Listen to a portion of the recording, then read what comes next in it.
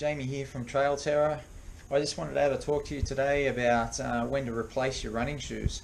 So I've got a couple of pairs of running shoes here from Asics that I use. So my old pair of shoes now, I've worn them for around 600 kilometers. So shoes should be replaced at around between 500 and 700 kilometers normally. It depends on your body weight and your biomechanics on how you run.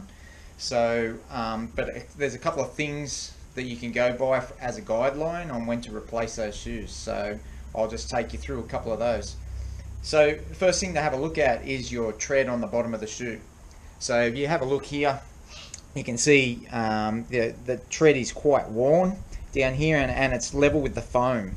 So once your tread starts getting level with the foam there, it starts deteriorating that foam and you haven't got the cushioning that you should have with a shoe. The other thing to have a look at, this one's coloured, but if you have a look here, you can see there's a lot of creasing in through here, and that creasing just stops that rebound of the actual foam in the shoe as well, which doesn't give you the support that's designed for that particular shoe. You'll also see, this one's coloured as I mentioned, but you'll also see discoloration normally through here, not from dirt, but the actually breaking down of the foam of the shoe. The glue often comes undone on the shoes as well, because glue normally has an aging of around 18 months and then it starts to break down, and all those properties in your shoes are around 18 months shelf life as well.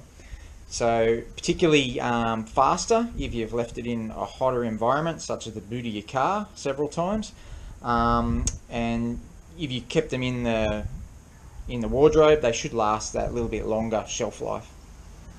You'll also see that, you know, there's a few wear marks and that starting to come through on the shoe. So yeah, definitely needs replacing.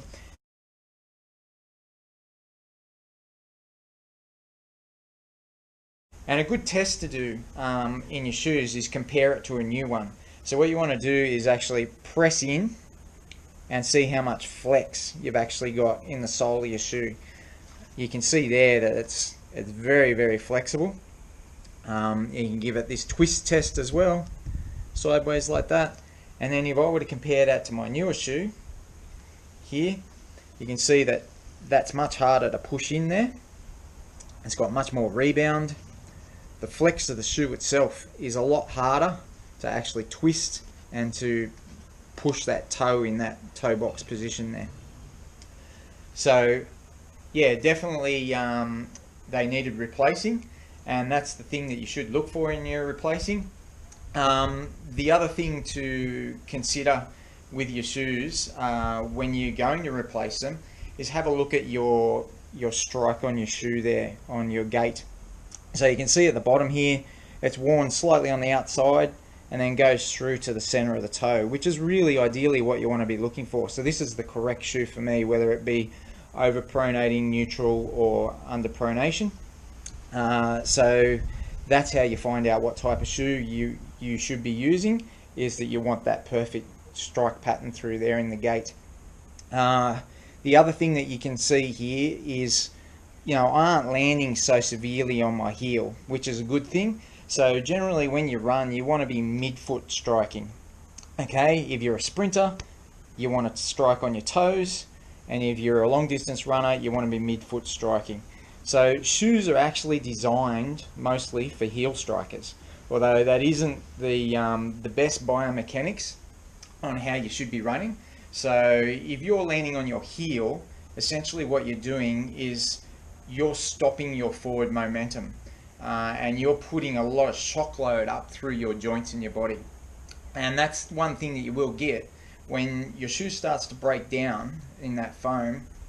You won't get that shock absorption that's needed in your shoe to prevent injuries, and you'll end up getting injuries such as knee pain, hip pain, ankle pain, so in all those joint areas. And it could even possibly change your biomechanics if it's broken down in those stability areas, and what that will do is put more strain on your muscles, such as your muscles or your tendons. So you could end up with calf pain, Achilles pain, or even a hamstring injury.